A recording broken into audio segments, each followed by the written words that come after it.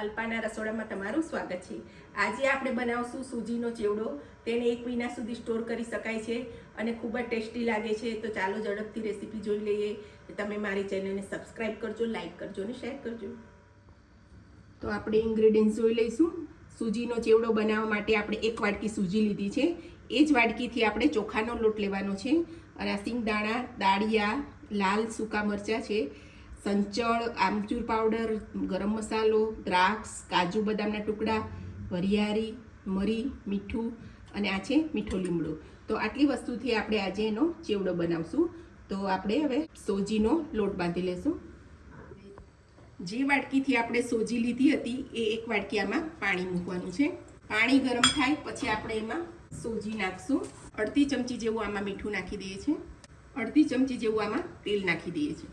તો પાણીમાં બબલ આવી ગયા છે તો આપણે એની અંદર આ સૂજી નાખી દઈશું અને વેલણની મદદથી આપણે એને સરસ હલાવી લઈશું અને ગેસને બંધ કરી દઈશું। આપણે પાણી અને સૂજી બરોબર મિક્સ થઈ જાય પછી આપણે એને ઢાંકીને 10 મિનિટ રાખી દેવાનું છે।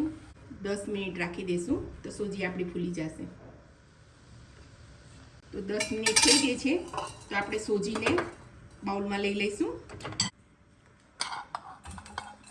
તો આપણો ડો થોડો થોડો ગરમ છે, એની અંદર આપણે 1 વાટકી આ ચોખાનો લોટ ઉમેરી દઈશું અને આ 1 વાટકી પાણી લીધું છે એ આપણે જરૂર મુજબ આપણે એમાં એડ કરતા રહીશું। હાથ અડે એવું ઠંડુ થાય એટલે આપણે એને લોટ બાંધી લેવાનો છે। તો આપણો લોટ બંધાઈ ગયો છે। આપણે મસળી અને સરસ લોટ બાંધવાનો છે, બહુ કઠણ નહીં, ઢીલો નહીં। આટલો લોટ બાંધવામાં મારે 1 વાટકી પાણી જોયું છે। હવે આને ઢાંકીને થોડીક વાર રહેવા દઈશું આપણે અને ત્યાં સુધી આપણે મસાલો તૈયાર કરી લઈએ। તો આની અંદર આપણે 2 ચમચી જેટલી ખાંડ લીધી છે એ નાખી દઈશું। આ સંચળ પાવડર, આમચૂર પાવડર અને ગરમ મસાલો લીધો છે એ પણ આમાં એડ કરી દઈશું। આ વરિયાળી છે, મીઠું છે અને મરી પાવડર છે એ પણ આમાં નાખશું। હવે આને આપણે ક્રશ કરી લઈશું। હવે હાથમાં થોડું તેલવાળો હાથ કરી અને આપણે આ લોટને સરસ લીસો કરી લેશું। હવે આપણે તળવા માટે તેલ મૂકી સંચામાં ભરી અને આ તળી લેશું। તો આપણે આ જાળીની તેલવાળી કરી લીધી છે। આપણે જ્યાં રેગ્યુલર સેવ બનાવીએ છીએ એ જ જાળી મેં લીધી છે અને સંચાને પણ અંદર ફરતું તેલ ચોપડી દેવાનું છે। ત્યાર પછી આ ડોમાંથી એક આવો તૈયાર કરી લેવાનું અને પછી આને આમાં મૂકી દેવાનું। આખો સંચો ભરી લેવાનો, અંદર જેટલું આવે એટલું આ રીતે આપણે ભરી લેશું।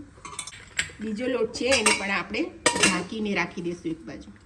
તો તેલ ગરમ થઈ ગયું છે, આપણે હવે સેવ પાડશું।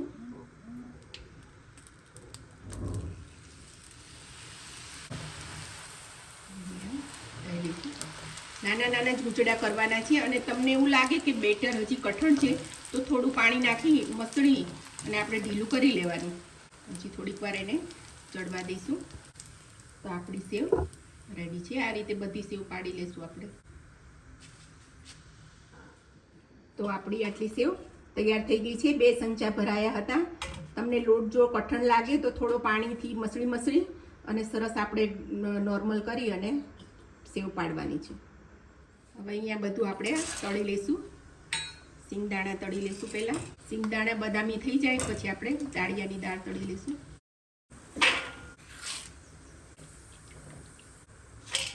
કાજુ બદામ તળશું।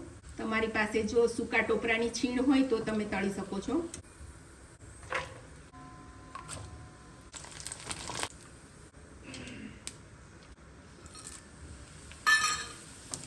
લાલ મરચાં તળી લઈશું। આ મીઠું લીમડું છે।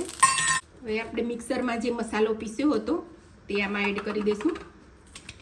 હવે આપણે જે સેવ બનાવી છે એ અંદર તોડીને આમ બધી મિક્સ કરી લેશું। તમે જોઈ શકો છો એકદમ અવાજ આવે એવી ક્રિસ્પી થઈ ગઈ છે।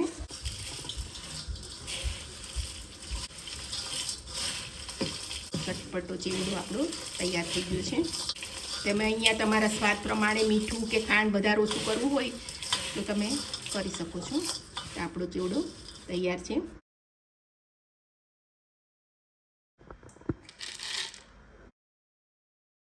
તો આ સોજીનો ચેવડો તૈયાર છે. એ સ્વાદમાં ખૂબ સરસ લાગે છે, ઝડપથી બની જાય છે. તો તમે જરૂરથી આ રેસીપીને ટ્રાય કરજો અને તમે મારી ચેનલને સબસ્ક્રાઈબ કરજો, લાઈક કરજો અને શેર કરજો.